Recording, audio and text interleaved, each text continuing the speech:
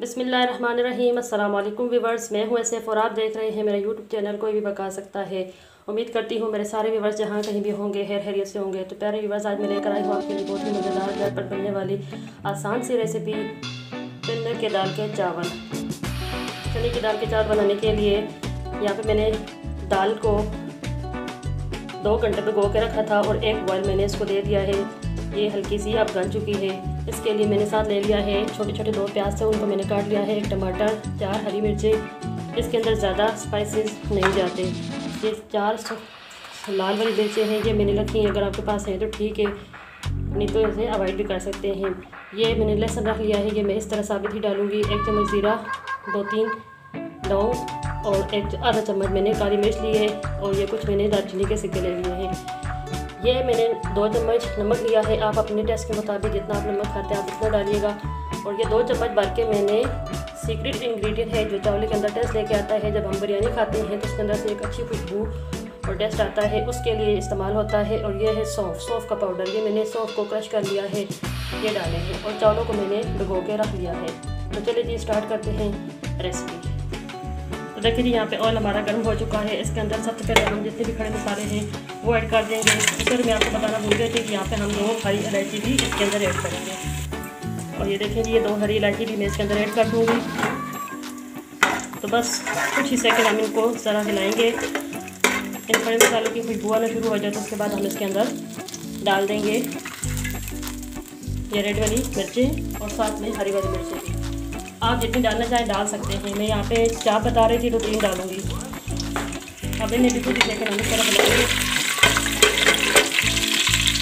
10 second हो चुके हैं, इनको भी फ्राई कर दूँगी। अब इसके अंदर मैं डाल दूँगी ये प्याज और इनको हल्का ब्राउन कर लेंगे। देखिए जी यहाँ पे चावलों को मैंने भिगो के रख दिया था। तो आपको ये बता दूँ कि ये पूरा टोटल चावल हैं, ये बहुत अच्छे वाले हैं। इनको तकरीबन 20 से 25 मिनट पहले भिगो कर रखते हैं तो ये पकने के साथ बहुत अच्छे हो जाते हैं।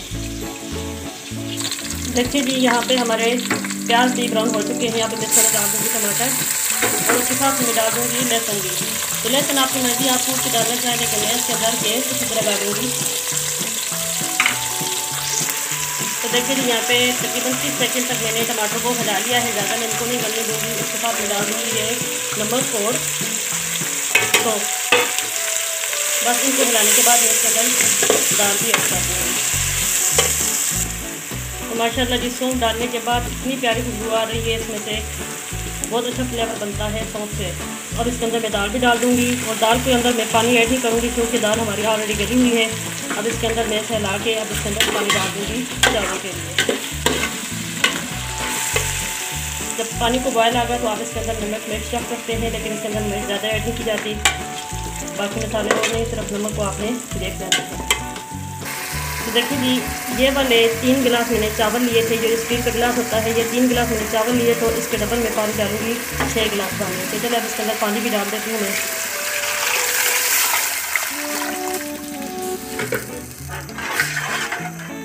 अब एक दफ़ा हिला के अब इसके ऊपर ढक्कन लगा देते हैं और पानी को बॉयल आने का इंतज़ार करते हैं।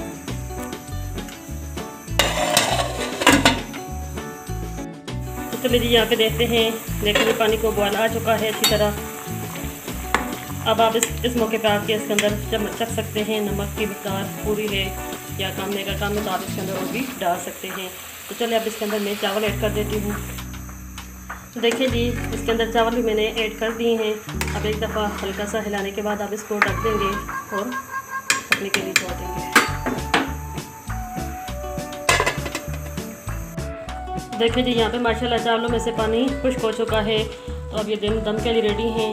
अब मैं इनको दम लगा दूँगी तकरीबन 10 से 15 मिनट तक, क्योंकि ये जो इनके पानी अंदर ये दम में खुश्क हो जाएगा। तो 15 मिनट बाद मैं आपसे दोबारा मिलती हूँ।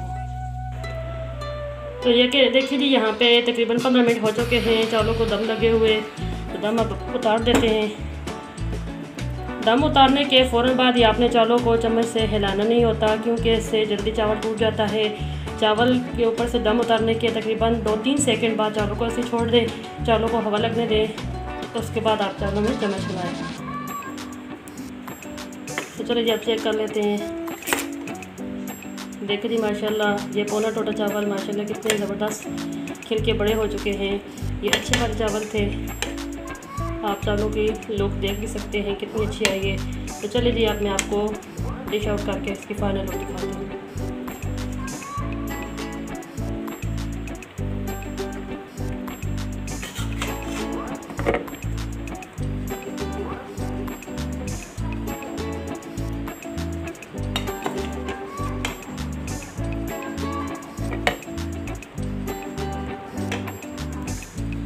देखिए जी, माशाल्लाह माशाल्लाह हमारे बहुत ही ज़बरदस्त, बहुत ही आसान रेसिपी, बहुत ही मज़ेदार ये हमारे चावल बनकर तैयार हो चुके हैं। उम्मीद करती हूँ मेरी आज की वीडियो, आज की रेसिपी आप सबको बहुत पसंद आएगी। मेरी आप सबसे रिक्वेस्ट है कि मेरी वीडियोस को लाइक करें, इन्हें अपने दोस्तों में शेयर करें और मेरे चैनल को सब्सक्राइब करें और एक दफ़ा लाजमी इस रेसिपी को ट्राई करें। इंशाल्लाह आपको बहुत पसंद आएगी। तो चलती हूँ इसी वीडियो के साथ, इंशाल्लाह बहुत जल्द एक और अच्छी सी वीडियो लेकर आऊँगी। तब तक के लिए मुझे इजाज़त दें। फ़ी अमानिल्लाह, अल्लाह हाफ़िज़।